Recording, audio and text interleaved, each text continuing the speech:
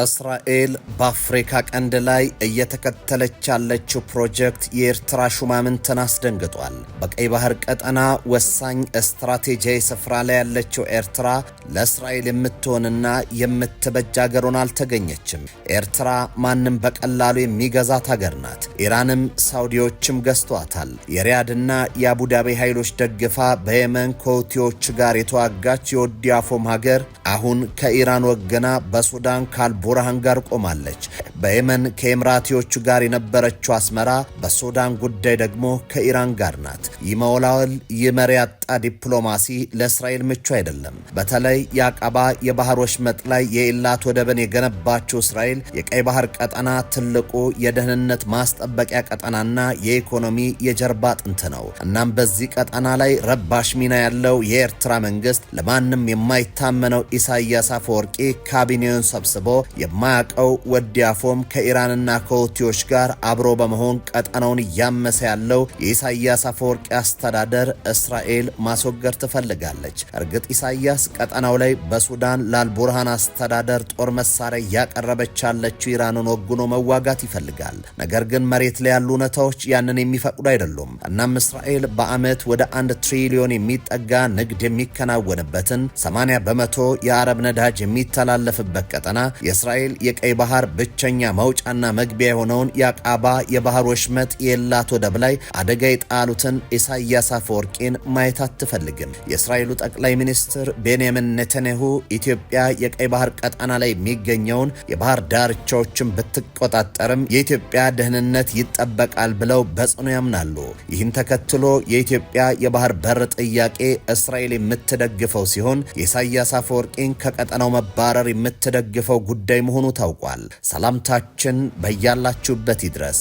ይህ ኢትዮ ዴስክ ነው። በቀጣይ የእስራኤል የቀይ ባህር ፍላጎት የኢትዮጵያ የባህር በር ማግኘት ትልም ጋር እንዴት ተጣጥመው እየተጓዙን የሚለውን እንመለከታለን። አብራችሁን ቆዩ። እስከ 10 ዓመት እየኖሩበት የሚከፍሉት 50% ከወለድ ነፃ የባንክ ብድር የተዘጋጀለት በአየር ጤና አደባባይ ላይ ሞል ሪል ስቴት ከባለ 1 መኝታ እስከ ባለ 3 መኝታ ተጨማሪ ሰራተኛ ክፍል ያላቸው በ8% ቅድመ ክፍያ የሚመዘገቡበት እንደዚሁም ዛሬውኑ እስከ 3,856,000 ብር የሚያተርፉበት በሁሉም ቤቶች ላይ በሁሉም አቅጣጫ የፀሐይ ብርሃን የሚያገኛቸው 4000 ስኩዌር ሜትር ላይ አረንጓዴ ስፍራ ለመጫወቻና ለመዝናኛ ቦታ ከድርጅቱ በነፃ የተዘጋጀ በካሬ ከ54530 እስከ 77900 ብር ከ2 እስከ 3 ዓመት የሚረከቡት በ0969441515 ወይንም በ0969248080 በየትኛውም የሶሻል ሚዲያ ይደውሉልን፣ ይመዝገቡ። ሞን ሪል ስቴቶች ነን።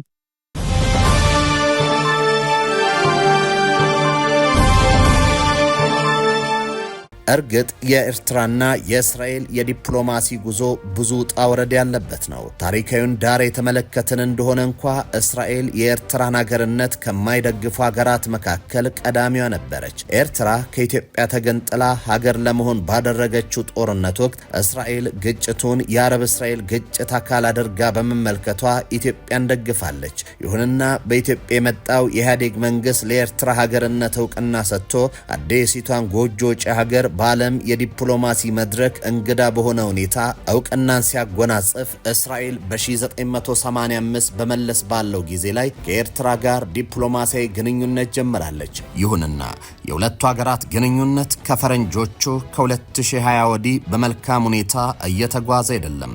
ኤርትራ ለአዲሱ የእስራኤል አምባሳደር እውቅና ለመስጠት ለ2 ዓመታት ያህል መዘግየቷን ተከትሎ እስራኤል በሐምሌ 2022 በአስመራ የሚገኘው ኤምባሲዋን ዘግታለች። ከዚህ ባለፈ የእስራኤል የኤርትራ መንግስት ተቋሚዎች ቤት ናት። ይህ በእስራኤል ውስጥ ያለውን የኤርትራ ስደተኞች የውጥረታቸው ምክንያት ነው። በእስራኤል ያሉ ኤርትራውያን የኢሳያስ አፈወርቂ መንግስት አብዛኞቹን በጽኑ የሚቃወሙ ናቸው። ከዛሬ 2 ዓመት በፊት በመስከረም ወር በቴል አቪቭ የኤርትራ መንግስት ደጋፊዎችና ተቃዋሚዎች መካከል ግጭት መፈጠሩም የሚታወስ ነው። ይህ ክስተት ጉዳዩን በእስራኤል የህዝብ ትኩረት እንዲያገኝ ማድረጉ ይታወሳል። ከዚህ ባሻገር የኤርትራ መንግስት ባለ ዓለም አቀፍ መድረኮች ከእስራኤል ብሔራዊ ጥቅሞች በተቃራኒ ሲቆም ነው የኖረው። ኤርትራ በተባበሩት መንግስታት ድርጅት ዩኤንን ጨምሮ በዓለም አቀፍ መድረኮች ላይ በእስራኤል በተከታታይ ተቃውሞ ድምጽ ሰጥታለች። በአፍሪካ ህብረት ውስጥ እስራኤል በታዛቢነት እንድትመለስ መደረጉን በግልጽ ከተቃወሙት ሀገሮች መካከል አንዷ ነበረች። የሱዳን ቀውስና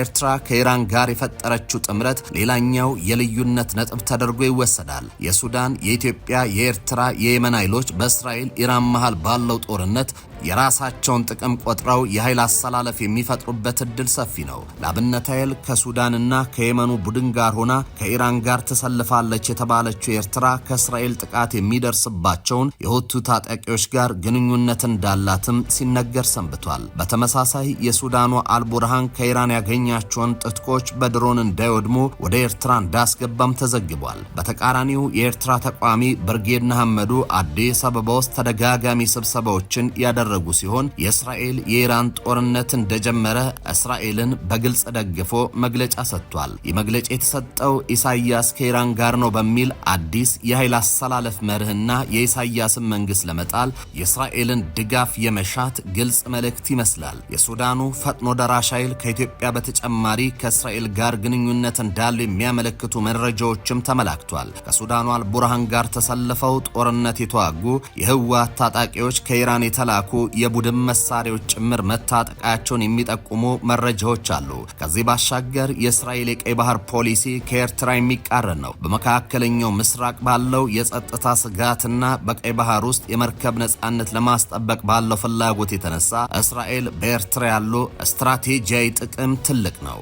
የኤርትራ ስትራቴጂ አቀማመጥ በቀይ ባህር ዳርቻ ላይ መሆኗና እንደ ባበል አልመንደብ ባሉ ወሳኝ ስፍራዎች አቅራቢያ መገኘቷ ለእስራኤል ጠቃሚ አጋር ያደርጋታል። ነገር ግን ኤርትራ ከእስራኤል ይልቅ ኢራንን መርጣለች። የእስራኤል የውጭ ጉዳይ ፖሊሲን ከሚወስኑ ነገሮች አንዱ የኢራንን ተጽዕኖ መመከት ነው። እስራኤል በቀይ ባህር እያደገ ስላለው የኢራን ህልውናና በየመን ውስጥ እንደ ሁቲ ያሉ ቡድኖች ስለመደገፏ ስጋት አላት። ኤርትራ የኢራንን መርከቦች ውሃውን እንዲጠቀሙ የመፍቀር ታሪክ ያላት ሲሆን ከቴህራን ጋር ያላት ግንኙነትንም አድሳለች። እስራኤል እነዚህን እንቅስቃሴዎች ለመቆጣጠርና አስፈላጊ ከሆነም ለመመከት ትፈልጋለች። በተጨማሪም የቀይ ባህር ለእስራኤል ወሳኝ ንግድና ስትራቴጂክ መስመር ነው። የእስራኤል የንግድ ልውውጥ ወደ 20% የሚጠጋው በባበል አልመንደብ የባህሮች መጥ በኩል ያልፋል። የእስራኤል የቀይ ባህር ህልውና በቀጠና ውስጥ እንደመገኘቷ የባህርና የሲቪል መርከቦቿን ደህንነት ማረጋገጥና ማናቸውንም ጠላት የባህር ላይ እገዳ እንዳይጥል መከላከል ትሻለች። እርግጥ የእስራኤል የኤርትራ መጎራበጥ መነሻው ታሪክ ነው። በታሪክ እስራኤል ነጻ የሆነችውን ኤርትራ የአረብ ሀገራት ደጋፊ በመሆን የእስራኤልን በቀይ ባህር በኩል የምታደርገውን እንቅስቃሴ ተዘጋለች የሚል ስጋት ነበራት። ኤርትራ በነጻነት ጦርነት ላይ በነበረችበት ወቅት እስራኤል ረጅም የቀይ ባህር ዳርቻ ያለው አጋር እንዲኖራት መጀመሪያ ላይ ኢትዮጵያን ትደግፍ ነበር።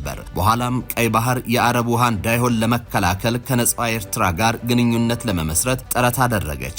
ይሁንና ይህ ግንኙነት ተበላሽቷል። የእስራኤል የቀይ ባህር ፍላጎት ማሳኪያዋ ኢትዮጵያ ነች። በቅርብ ዓመታት ኤርትራ እንደ ሩሲያ፣ ቻይናና ኢራን ባሉ ሀገራት አቅጣጫ መዞሯ እንዲሁም በእስራኤል ከሚገኙ የኤርትራ ስደተኞች ጋር በተያያዘ ዲፕሎማሲያዊና የሀገር ውስጥ ጉዳዮች የተነሳ ግንኙነቱ የበለጠው ስብስብ ሆኗል። ጉዳዩን የበለጠ ያወሳሰበው በተለይም በሱዳን የሚንቀሳቀሰውና ለእስራኤልና ለሳውዲ አረቢያ ችግር እየፈጠረ ያለውን የአልቡርሃን መንግስት ድጋፍ እያደረጉ ያሉት የኤርትራ መንግስትና ኢራን ናቸው። የሱዳን ፈጥኖ ደራሽ ኃይል መሪ ጀነራል ሐምዳን ደጋሎ ለአልቡርሃን ድጋፍ በማድረግ ጦርነቱን እያባባሰች ያለችው ኢራን ናት። የኢራን አብዮታዊ ዘብ የአልቡርሃን ኃይሎችን ይደግፋል። የውጭ ኃይሎች በሱዳን ውስጣዊ ጉዳይ ጣልቃ ከመግባት ሊቆጠቡ ይገባል። እኛ ፖርት ሱዳን እስከምንገባ ድረስ ውጊያውን እንቀጥላለን ማለታቸው ይታወሳል። በዚህ ምክንያት እስራኤል በኢትዮጵያ ኤርትራና ሱዳን ግጭት ውስጥ ልትገባ ነው። ኢራን በኤርትራና በሱዳን የሚደገፉት አልቡርሃንን እየረዳች መሆኑን ተከትሎ ነው ወደ ቀንዱ ውጥንቅጥ ልትገባ መሆኑ የተነገረው። ኢራን ከሱዳኑ መሪ አልቡርሃን ጋር በመቆሟ ሰውየው ለህልውና አደገኛ ነው እንድትል አድርጓታል። አሁን ባለው የሱዳን እርስ በርስ ጦርነት እስራኤል የቀንዱን ፖለቲካ ከተቀላቀለች ኢራን፣ ግብጽና ኤርትራ በአንድ ወገን፣ ዩናይትድ አረብ ኤምሬትስ፣ የሱዳን መንግስት ተቋሚ ሐምዳን ደጋሎ፣ ካሊፋ ሀፍጣር፣ ቻድና ኢትዮጵያ በአንድነት ይቆማሉ። እስራኤል ያለችበት ጎራ ምዕራቡ ዓለም እንደሚያስከትል የሚጠበቅ ነው። ከዚህ በተጨማሪ ታዋቂ የእስራኤል ጋዜጣ ጄሩሳሌም ፖስት ሱዳን ዋነኛ የኢራን መሳሪያ መሆኗን በመጥቀስ እርምጃ ሊወሰድባት እንደሚገባ ለእስራኤል መንግስት ለምዕራባውያኑ አሳስቧል። የደህንነት መስሪያ ቤቶች መረጃ መሰረት ያደረገው የጋዜጣው መረጃ የሱዳኑ ጀነራል አልቡርሃን ኢራን ለምትደግፋቸው የቀጠናው ታጣቂዎች በተለይ ለየመን ሁቲዎች መሳሪያ ቀባይ መሆኑን ያብራራሉ። እስራኤል የምትጠቃው ሱዳን ውስጥ በሚገጣጠሙ ድሮኖች እንደሆነ በማከልም የአልቡርሃን ቡድን የኢራን መሳሪያ ሆኖ እያገለገለ በመሆኑ እርምጃ ሊወሰድበት እንደሚገባ ነው ያሳሰቡት። በተመሳሳይ ሃሬቴዝ የተሰኘው የእስራኤል ጋዜጣ ኤርትራ በቀጠናው የኢራን ዓላማ አስፈጻሚ ሆና ጸረ አሜሪካና ጸረ እስራኤል አቋም እያራመደች መሆኑን ጽፏል። የዚህ ጋዜጣ መረጃ ለየት የሚያደርገው በጉዳዩ ላይ ዝርዝር የጻፈው ኤርትራዊ ምሁር ሀፍቶም ገብረ እግዚአብሔር ሰውየው በተደጋጋሚ ኤርትራና እስራኤል አብረው መስራት እንዳለባቸው ሲወተውት የቆየ ሲሆን ኤርትራ ለእስራኤል ህልውና የምትጫወተው ሚና በማብራራት ይታወቅ ነበር። በቅርብ ግን ኤርትራ ለእስራኤል የደህንነት ስጋት መሆኗን የሚያስረዳ መጣጥፍ በጋዜጣ አሳትሟል። እነዚህ ሁለት ጋዜጦች ለፖሊሲ አውጪዎች ቀላል የማይባል መረጃ የሚመግቡ እንደመሆናቸው የደህንነት መረጃ ይዘው የሚሰሩ መሆናቸው ኤርትራ ሱዳንን በእስራኤል ብቻ ሳይሆን በምዕራባውያኑ ዘንድ አደገኛ መዝገብ ውስጥ መግባታቸውን የሚያመለክት ነው። እነዚህ ሁለት የእስራኤል እውቅ ሚዲያዎች ያጋሩት መረጃ መጀመሪያ በደህንነት ተቋማት በኩል ሲደረስበት ወዳጅ ሀገራት የሚጋሩት በመሆኑ አሜሪካም ሆነች የአውሮፓ ሀገራት ተመሳሳይ አቋም መያዛቸው የማይቀር ያደርገዋል። እስከ 10 ዓመት እየኖሩበት የሚከፍሉት 50% ከወለድ ነፃ የባንክ ብድር የተዘጋጀለት በአየር ጤና አደባባይ ላይ መሆን ሪል ስቴት ከባለ 1 መኝታ እስከ ባለ 3 መኝታ ተጨማሪ ሰራተኛ ክፍል ያላቸው በ8% ቅድመ ክፍያ የሚመዘገቡበት እንደዚሁም ዛሬውኑ እስከ 3,856,000 ብር የሚያተርፉበት በሁሉም ቤቶች ላይ በሁሉም አቅጣጫ የፀሐይ ብርሃን የሚያገኛቸው 4000 ስኩዌር ሜትር ላይ አረንጓዴ ስፍራ ለመጫወቻና ለመዝናኛ ቦታ ከድርጅቱ በነፃ የተዘጋጀ በካሬ ከ54530 እስከ 77900 ብር ከ2 እስከ 3 ዓመት የሚረከቡት በ0969441515 ወይንም በ0969248080 በየትኛውም የሶሻል ሚዲያ ይደውሉልን፣ ይመዝገቡ። መሆን ሪል ስቴቶች ነን።